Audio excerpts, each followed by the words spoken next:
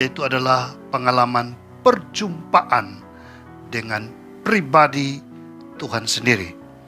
Yesus yang hidup, Dia yang mati dan bangkit, dan Dia rindu untuk berjumpa dengan kita semua. Jadi apakah Bapak Ibu rindu juga untuk berjumpa dengan Dia? Pada pagi hari ini saya mengajak kita untuk membaca satu bahagian pengalaman perjumpaan yang indah bersama dengan Tuhan. Dan perjumpaan itu akan membakar semangat kita. Dan kita juga rindu untuk berjumpa dengan Tuhan. Teks pembacaan saya ambil dari Injil Lukas pasal yang ke-24, ayatnya yang ke-13 sampai ayat yang ke-18, dan ayat 29 sampai ayat yang ke-31. Lukas pasal 24 ayat yang ke-18, ayat yang ke-13 sampai 18. Yesus menampakkan diri di jalan ke Emmaus. Pada hari itu juga 2 orang dari murid-murid Yesus pergi ke sebuah kampung bernama Emmaus yang terletak kira-kira 7 mil jauhnya dari Yerusalem. Dan mereka bercakap-cakap tentang segala sesuatu yang telah terjadi. Ketika mereka sedang bercakap-cakap dan bertukar pikiran, datanglah Yesus sendiri mendekati mereka, lalu berjalan bersama-sama dengan mereka. Tetapi ada sesuatu yang menghalangi mata mereka, sehingga mereka tidak dapat mengenal Dia. Ayat 29 sampai 31. Tetapi mereka sangat mendesaknya, katanya, "Tinggallah bersama-sama dengan kami, sebab hari telah menjelang malam, dan matahari hampir terbenam." Lalu masuklah Ia untuk tinggal bersama-sama dengan mereka. Waktu Ia duduk makan dengan mereka, Ia mengambil roti, mengucap berkat, lalu memecahkannya dan memberikannya kepada mereka. Ketika itu terbukalah mata mereka, dan mereka pun mengenal Dia, tetapi Ia lenyap dari tengah-tengah mereka. Jadi saudara-saudara, ini adalah satu pengalaman perjumpaan yang begitu berarti bagi kehidupan murid-murid. Khususnya 2 orang yang sedang berjalan menuju ke Emmaus. Nah, karena itu saudara-saudara, perjumpaan dengan Tuhan itu adalah pengalaman yang begitu indah, pengalaman yang luar biasa, pengalaman yang membakar semangat hidup ini. Jadi rindukah Bapak Ibu untuk berjumpa dengan Dia yang bangkit, Dia yang hidup? Saya percaya bahwa Tuhan juga rindu berjumpa dengan setiap kita. Bahkan Dia memanggil kita, "Marilah kepadaku, hei kau yang letih lesu bertanggungan berat, aku beri kelegaan." Dia ingin berjumpa dengan kita juga, memberikan kelegaan bagi kita di tengah masalah, di tengah pergumulan yang sedang kita hadapi ini.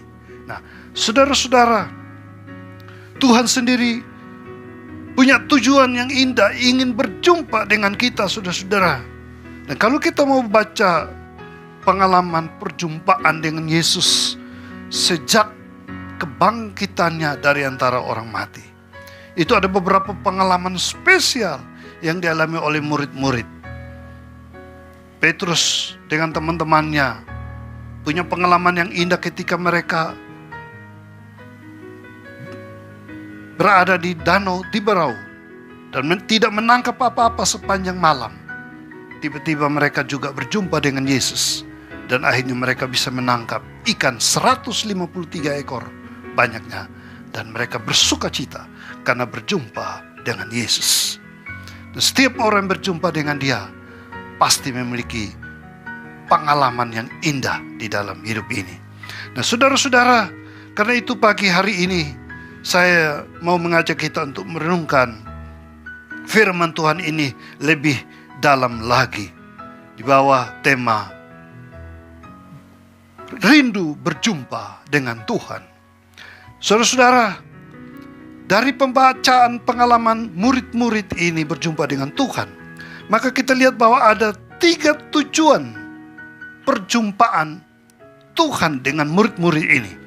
Nah, tujuan yang pertama kalau kita baca dalam pengalaman ini, yaitu dia rindu untuk datang mencari murid-murid. Dan dia berinisiatif datang. Dia datang mencari. Murid-muridnya tidak mencari. Mereka sudah ambil jalan sendiri, ingin pergi ke Emmaus, saudara-saudara, pergi dari Yerusalem. Tapi sekarang Tuhan mencari mereka yang sedang menuju ke Emmaus.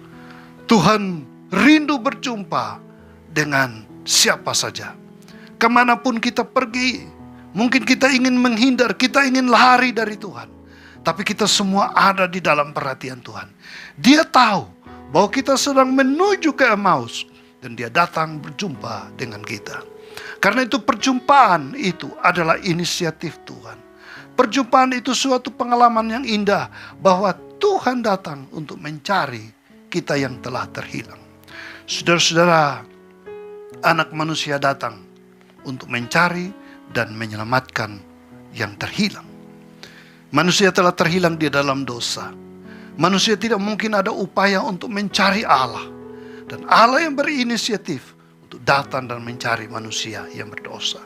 Saudara-saudara, mari kita sadari, Tuhan sedang mencari kita. Tuhan ingin berjumpa dengan kita. Karena itu, maukah kita berjumpa dengan Dia? Itu tujuannya. Dia datang ingin berjumpa dengan kita. Dia datang mencari kita untuk membawa kembali kita di dalam rencananya yang mulia. Tujuan yang kedua, dia datang untuk membuka mata rohani kita. Saudara-saudara, kita lihat dalam pengalaman ini bahwa ada sesuatu yang menghalangi mata mereka, kata firman Tuhan, sehingga mereka tidak mengenal Dia. Ada sesuatu yang menghalangi pandangan rohani, pikiran mereka, yang membutakan pikiran mereka, sehingga mereka tidak mengenal siapa Dia.